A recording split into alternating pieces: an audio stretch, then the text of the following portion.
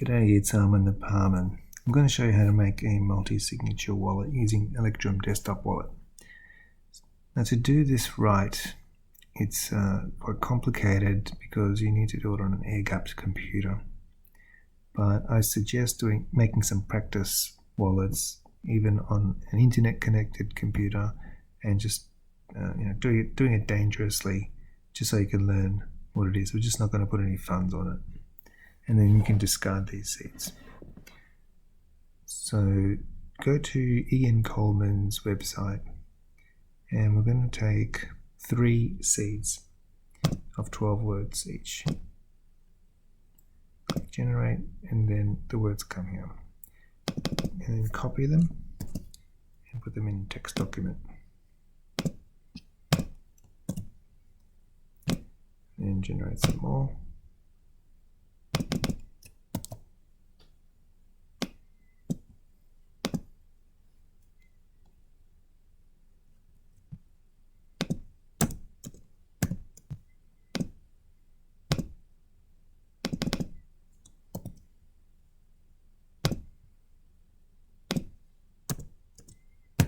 Now we've got 3 keys.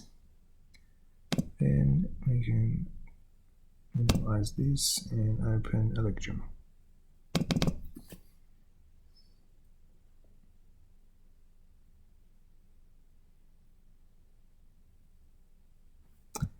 And we'll call it multisig test. And click on multi-signature.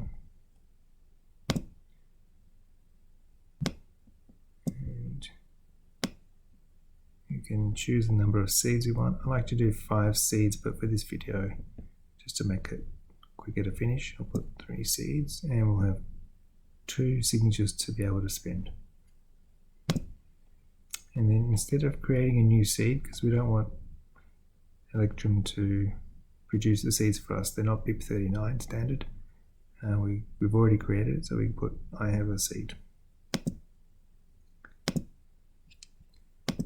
And then we can copy this.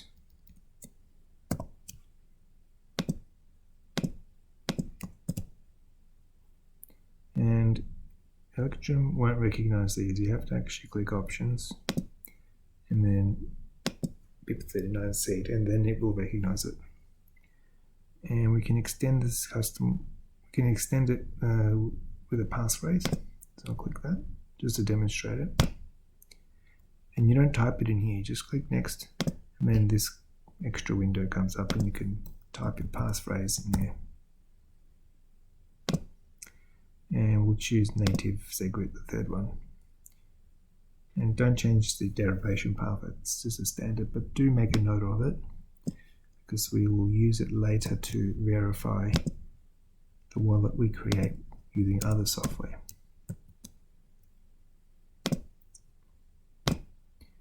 And then we get the first public key, copy that. And notice that it's a capital Z pub, not a lowercase z pub. That's because it's a multi-signature wallet.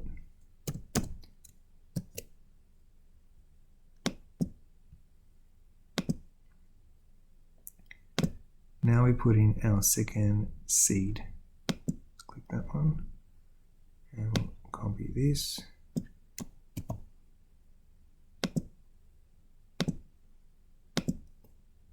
Again, put BIP39, and you can put any passphrase you want.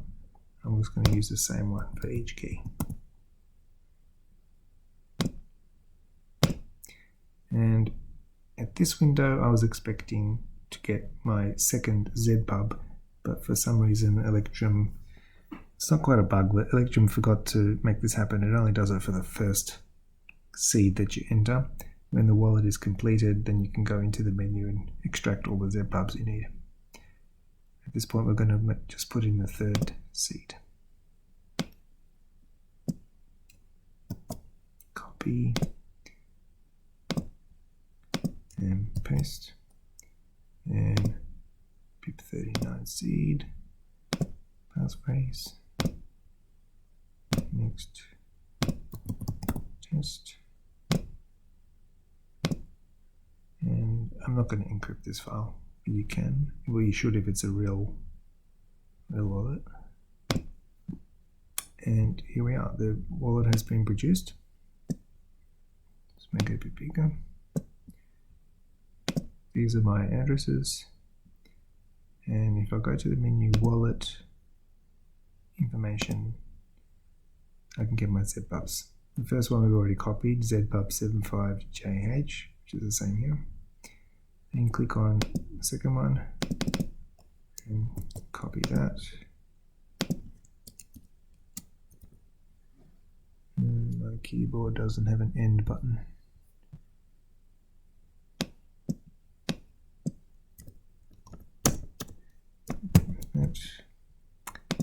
Then we click on this, copy,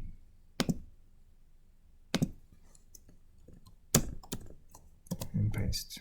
You could also extract that data with a QR code. You can put it into your phone and save the text like that. Alright, so minimize this. I've created a multi-signature wallet. Now it's important to double check that Electrum is telling us or giving us correct information, because you can imagine if you had a malicious software and you put these seeds in and it gave you addresses of an attacker, then you could lose your funds if you pay Bitcoin to these addresses. So let's check that the software is doing the right job with the seeds we gave it. So we'll minimize that. And first we will check that these ZPubs are the right ZPubs for the seeds we put in. So going back to Ian Coleman. And well, this is the third one already in there. So what we do, go to BIP141 and change this to multisig, this one. I think it's that one. Yeah, it's this one, non-nested, just that. And then we have to put the right derivation path. You have to type it exactly here. So it's M48 apostrophe. The apostrophes are important. Notice that when I remove the apostrophe and put back the apostrophe, down the bottom it's changing the public key and private key. So the apostrophe makes a difference. And then 0 apostrophe 0, oops, 0 apostrophe 0 apostrophe, and then 2 apostrophe. Does it match? M48 002. Okay, so extended public key should be ZPub74EJ of the third one, and it doesn't match. Why is that?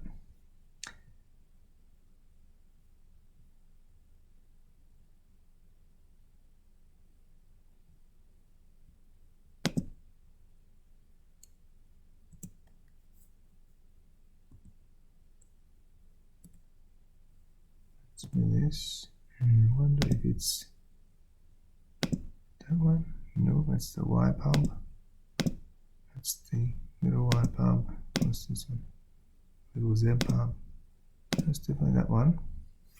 That's because there is a passphrase. Forgot to put that in, which is test.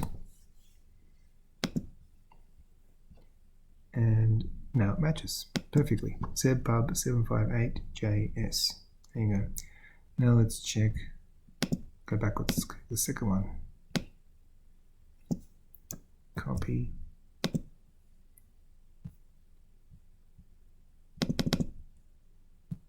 Paste. And all of that's the same. We should see ZPub75VNT. Yep, it's exactly the same. Now we can do the first one.